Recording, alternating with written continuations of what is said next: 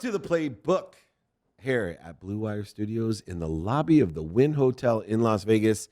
I'm so excited because I have a Supra Human with me, the incredible John Madsen. He is a high-performance coach like none other, not only because of the physicality of the program that you teach, but the mindset and heart set that combines with it. John, welcome to the Playbook. So excited to be here. Beautiful studio. Excited to be in Las Vegas with you. Well, I'm excited to be with you because there's very few people in this high-performance space, whether it's high-performance sales or, of course, a lot of the performance coaches come in here, and they're really focused in on one attribute. And it seems as if you have this holistic understanding, even before you were a coach, of how to achieve your potential or to get as close as you can. At what age did you decide, that you have this superhuman ability to pursue a potential or any potential? Pretty interesting. Backstory, playing in the National Football League without ever playing a down of high school football. So if anyone asked me, John, what are you going to do when you grow up? When I was elementary school age, junior high age, I remember specifically looking every man into his eyes and saying, I will be a professional athlete. So that was career choice A, that was career choice B. There was no other plan.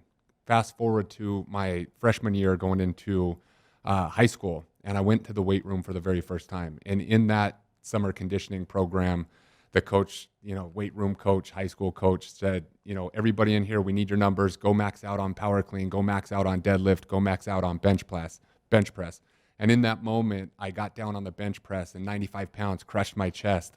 And to this day, I can still hear like the weights, the metal weights in the weight room, the music blasting, and the 5 friends that I was with laughing at me as they pulled that bench press off of my chest. And in that moment, I decided that one day I was going to be powerful and I was going to be strong.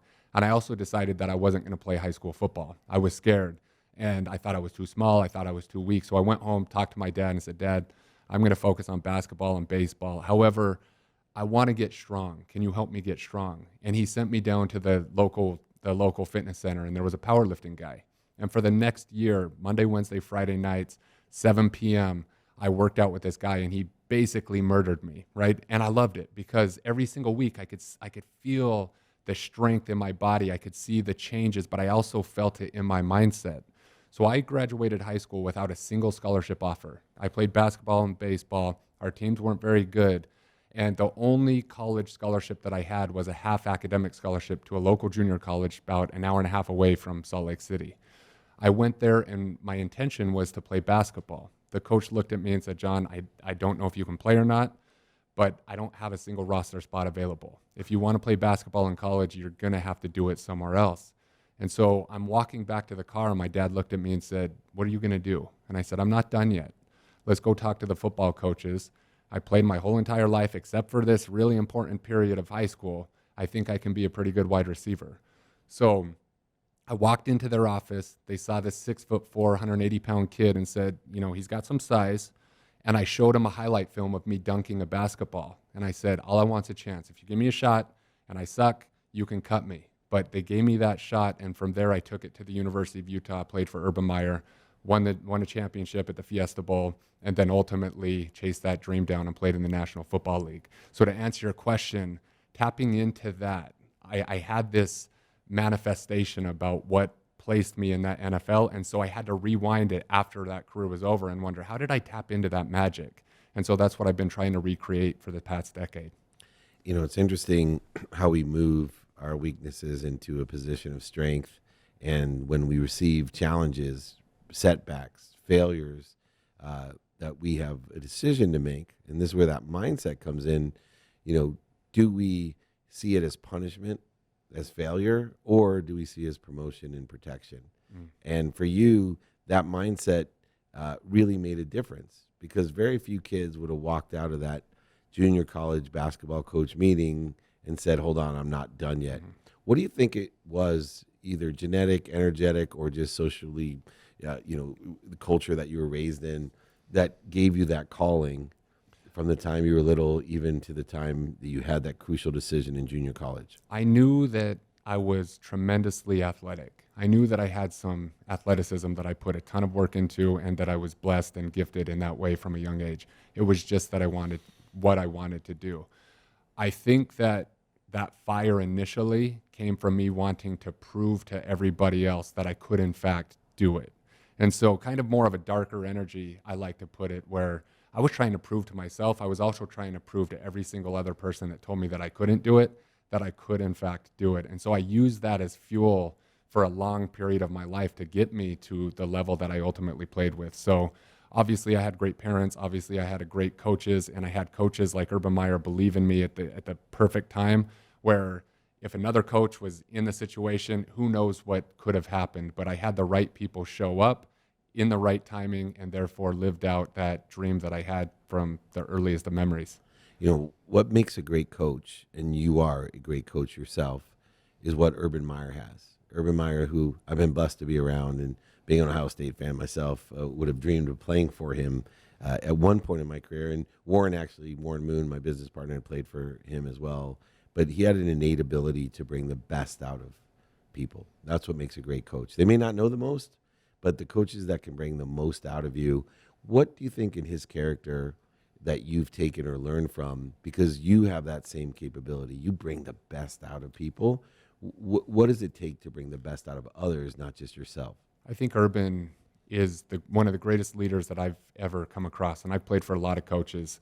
And the thing that he did, just like you said, he had this ability to see the intangibles in a especially the college athlete's heart and in his head, right? He could see the stuff that a lot of people couldn't see. He could see the desire. He could see the grit, and he had the vision for the teams that I was on at the University of Utah, where he got not only the players to buy in to this idea that we were on a mission, but every single person that walked through that organization. When we won the Fiesta Bowl back in 2004 and went undefeated and ended up ranked number 4 in the nation, Alex Smith was a quarterback. He had every single person in that university, in that state, believing that no matter who lined up against us, we were going to win. And I've never been a part of a team that had that much belief. And that belief started with him and percolated throughout the organization. Just like you said, there's a lot of coaches out there that, could be a better, coordinator, or, they had a better playbook or whatever, better strategies. But that belief, I've never seen anybody be able to do it like Urban could. That's amazing. And now you've named your company the Supra, not Super. And obviously that's intentional. You're a very intentional person, which means a lot to me, by utilizing the field of intention, that it's already there. It's mine to receive. And how and why did you choose, the Supra part? And how do you feel about that field of intention, that, this world of more than enough exists, and it's your opportunity to allow it to happen or to make it happen? I've had to learn that, obviously, and that was part of me taking a look at my own life, all the achievements, all the little learnings along the way where I didn't get the outcome that I want. So being intentional is something that I've centered this program around, and I chose Supra. If you look it up in the dictionary, it'll say having powers not comparable to that of a normal human. I believe that human beings were created with this limitless capability, and I believe that we were taught limitation, not probably unintentionally, by things parents might have said, or the programming from the schools, or the programming from other friends. And so we were created limitless and then taught limitation. And I believe that human beings, after a certain point, there's that flame inside of their heart that kind of starts to die a little bit. And when it dies, it's like you see these people just live out this life, not on purpose, not with intention. I call it the life of being a tube. Food in, food out. That's right. And, I was thinking about that flying out from Scottsdale to here. I was walking through the airport, and I was thinking about all the people that I walked past. 95% of them are doing just that. They're not intentional about what they want. They have no idea what they want. They always talk about what they don't want. And like you've said, almost wish it into existence by doing so. And so, I wanted this company. Obviously, it's a physical transformation, but it also is an emotional transformation, learning how to control your emotional state, learning how to be intentional about what you want, right? I have lists of people that I've wanted to meet that's on a board. Like you were one of them, right? And I didn't know how I was going to meet you. I joined a mastermind, got introduced to you, shook your hand, and here I am. And so I have 25, 30 people that I'm like, I don't know how it's going to happen, but I'm putting my intention out there. Same thing with the NFL. I wouldn't tell any kid to not play high school football and to expect to play in the National Football League. But my dream was professional athlete. I didn't know how I was going to make it. I didn't know who was going to come into my life like Urban Meyer. And, but I had that intention and I put it out there from a young age. So I do the same thing in my business and try to teach that and preach that to all the people that come through my program, Supra Human. Yeah, and your program is not just for NFL superstars, which means that some of the people that come in have varying potentials. Right. So, for example, if I had met you and said to you, hey, I want to be an NFL player, you would say, hey, you may or may not, it's not my place, but I will help you reach your potential to be the superhuman within the context of your own quantum being, your own potential. And maybe I can find things that may be more aligned to some other sport like gymnastics or something that your potential would be higher than even John Madsen's. How do you help people re-engineer, and I mean this for me as a coach, right? Re-engineer what they believe is a potential when there may be even a better place to be, a better situation to be in, to be a superhuman, to take advantage of that desire and that capabilities that they have that they may think are aligned with their dreams, but you, through your experience and knowledge, would say, hey, there's a better place for you, Dave. The NFL, maybe not, but, like I said, gymnastics would be a better potential for me with my body strength, size, et cetera. And there was no one when I was a kid to tell me that. Right. Yeah, I think for me, it's all about becoming close to your fullest potential, right? It's about chasing the version of you that is the greatest version of you that's possible, what you were meant to become. So it doesn't matter what that is, whether a person wants to play in the National Football League or whether they want to play in the NBA or whatever, right? But it's about becoming the very best version of you, a man or a woman who can control that emotional state, who can identify what they want, and who can believe, even though there's going to be moments of doubt. And that's where I think a lot of people get wrong. They're like, well, John, you always believed you were going to be a professional athlete. And so did I, though.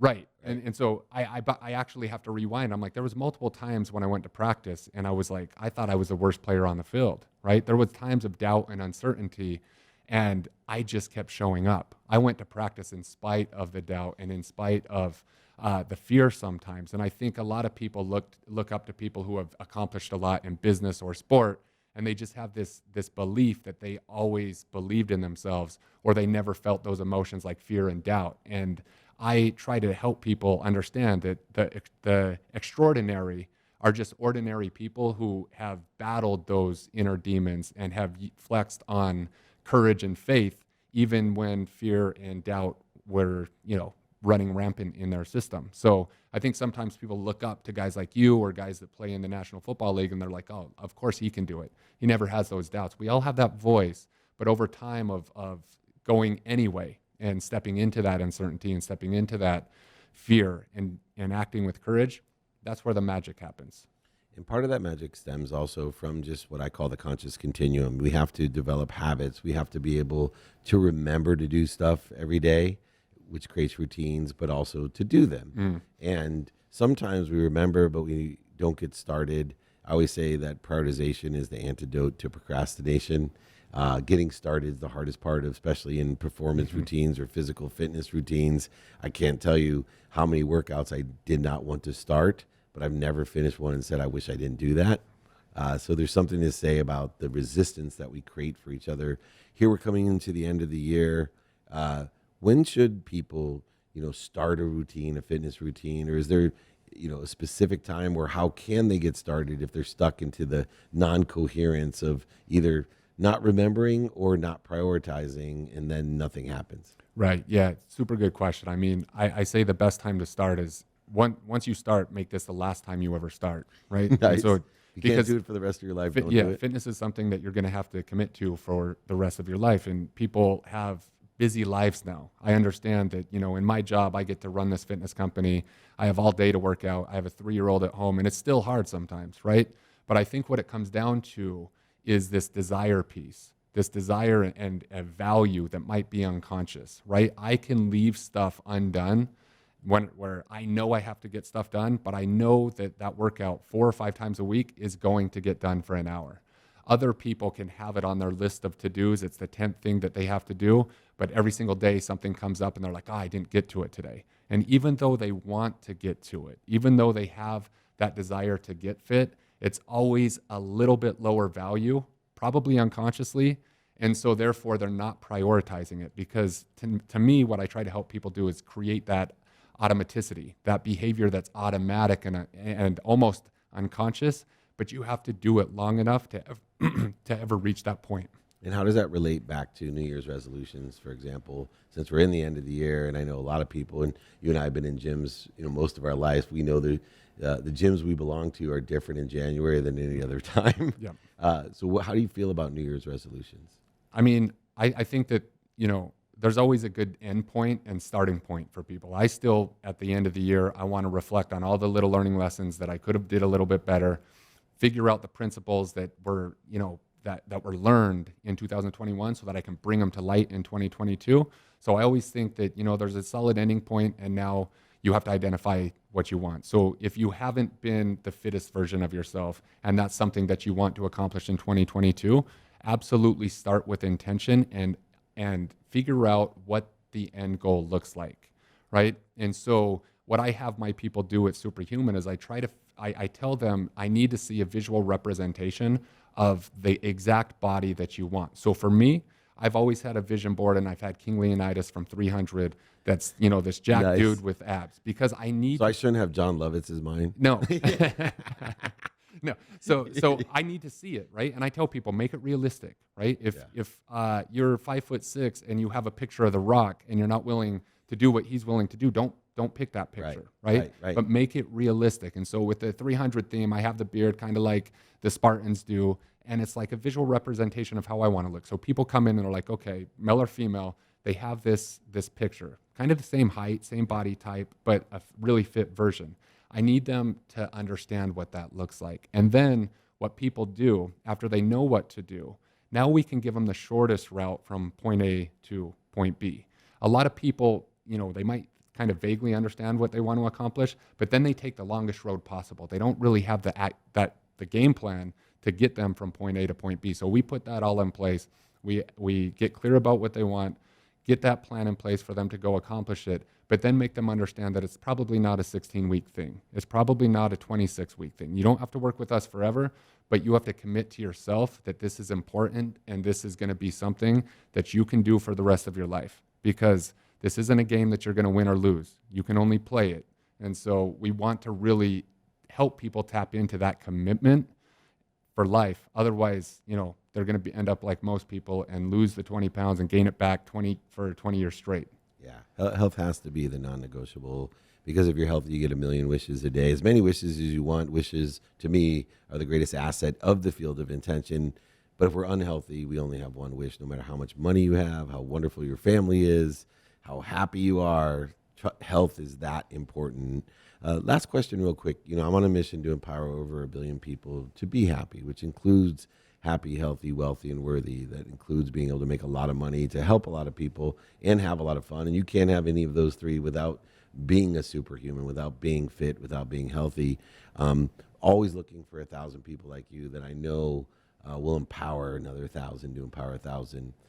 What is it for you that will help you? For me, it's gratitude, forgiveness, accountability, and inspiration. What is it for you that you would utilize to empower the superhumans, especially the younger generation, as you tell your story? What's the lesson you want those kids to hear? I want them to understand that whatever they want, whatever is pulling them, is absolutely possible, right? And I want them to understand that despite the doubt and fear that might come up, because they're human and they're going to go through those emotions, that the magic to reaching their dreams and reaching their goals and becoming the person that they were meant to become is walking with faith and walking with courage, and that they are all deserving and all worthy, because I think a lot of people get stuck on wanting something but feeling undeserving for it. And that's kind of the thing that is a cascade effect of self-sabotage and what stops people right in their tracks. And so despite the fear, walk with courage, walk with faith, and feel worthy and deserving, because we're all worthy and we're all deserving. I love that. A superhuman is someone that does and has awareness that they're happy, healthy, wealthy, and worthy. And guys like John Madsen, they help us understand, what are we doing to interfere with it. We don't have to go get it. What are we doing to interfere with it? And utilizing that mindset, heart set, and the handset that it takes in fitness to get it done. That's what made it happen for you, and also has made it happen for your clients, and hopefully many, many more, especially younger people to come. John, what an inspiration you are. Thank you so much for joining me.